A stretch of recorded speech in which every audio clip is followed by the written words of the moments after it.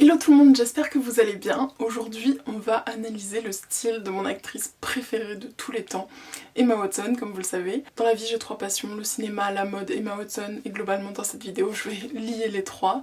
Et on va analyser son style depuis, on va dire, ses 10 ans jusqu'à ses 30 ans actuellement. Et puis surtout, elle s'attache à travailler avec des marques qui sont écologiques, et ça c'est quand même chouette. Alors la première photo que j'ai, dommage que je commence par celle-là, parce que pour moi c'est le look le plus moche que j'ai vu sur elle. C'est un look Balenciaga, c'est entièrement en noir. Après je vous dis mon avis mais on s'en fout de mon avis, ce qui est important c'est que vous fassiez le vôtre et puis surtout qu'elle porte ce qui lui plaît. Alors je suis fan des cuissardes, c'est des cuissardes en velours noir qui remontent très haut. On sait pas trop si c'est un pantalon ou des cuissardes, je pense que c'est un peu les deux. J'aimerais bien voir le dessous en fait, j'aimerais bien voir comment elles se finissent, si c'est des bottes ou si au contraire c'est ceinturé à la taille. J'aimerais bien savoir le dessous.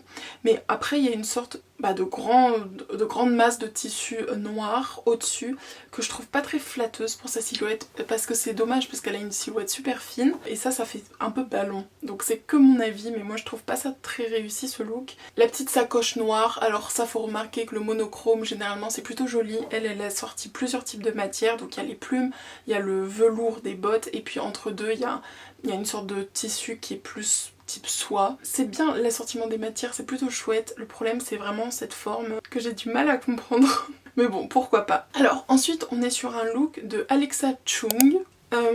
C'est un look dont je suis pas très fan non plus. Bon, les escarpins jaunes, pourquoi pas, je trouve ça plutôt saillant, joli, ça change, ça donne du peps à la tenue. Après, vert et jaune, encore une fois, pourquoi pas, moi je suis pas contre l'assortiment des couleurs. Ce qui est intéressant là, c'est qu'elle a mis un blazer type de costume un peu cintré à la taille, mais pas trop. J'aime bien le revers du blazer. Le seul endroit en fait du costume où il n'y a pas de vert à pois.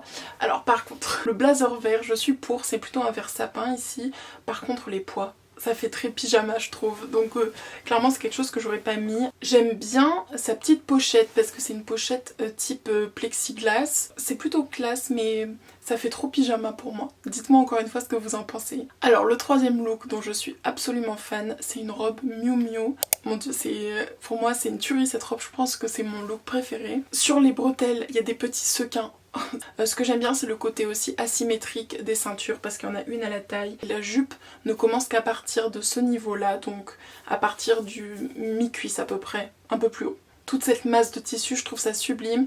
Il y a un contraste entre le haut qui est très cintré et le bas qui tombe un peu en cascade. Pour moi, c'est trop beau. Alors, ce look-là, c'est un look Louis Vuitton. Pour moi, ce look, c'est plutôt un oui. J'adore la robe qui est transparente. Par contre, je suis pas fan du t-shirt en dessous. Je trouve que ça fait un peu imprimé sur imprimé, surtout que le t-shirt n'est pas uni. Il y a un imprimé dessous, donc je trouve ça bof. Je trouve aussi que c'est bof le fait qu'il y ait un t-shirt avec des manches très larges ici, et au contraire une surrobe avec des manches plus courtes. Je trouve ça sublime la robe transparente. Après tout, je sais pas trop ce qu'elle aurait pu mettre en dessous parce que c'est vraiment transparent. Moi, j'aurais plutôt mis une sorte de brassière noire à décolleté en V. Je suis fan aussi du côté transparent du haut de la robe et au contraire beaucoup plus foncé du bas. On dirait des feuilles d'or. Ça, je trouve ça très joli. On a l'impression qu'elle porte une de ces robes antiques avec plein de feuilles. Ensuite, alors là, c'est vrai que cette robe, pour moi, elle est en concurrence avec la Miu Miu. C'est une robe Elisab qu'elle a mis à la première de La Belle et la Bête, je crois, en Chine. C'est une robe qui va avec une sorte de petit gilet transparent aussi qui se noue ici. Trop beau, moi je mets 10 sur 10 à cette tenue franchement. Ce que j'aime aussi c'est que c'est du beige en dessous, couleur chair, donc en fait on a l'impression qu'elle porte rien de loin, mais en même temps les paillettes sur le beige ça rend super bien. En fait j'adore. De toute façon Elisab, moi c'est mon créateur préféré, j'adore toutes ses robes. Mais celle-là pour moi sublime, et le petit gilet qu'on peut rajouter, parfait. Alors cette tenue, pour moi j'adore. C'est une tenue un peu risquée parce que généralement quand on essaye de faire des tenue un peu asymétrique avec des couleurs différentes, des formes différentes, ça peut vite tourner au kitsch. Là je trouve que c'est très réussi pour plusieurs raisons. Déjà, bleu, blanc, rouge. Pour moi le blanc ça permet de lier deux couleurs qui n'iraient pas forcément ensemble naturellement.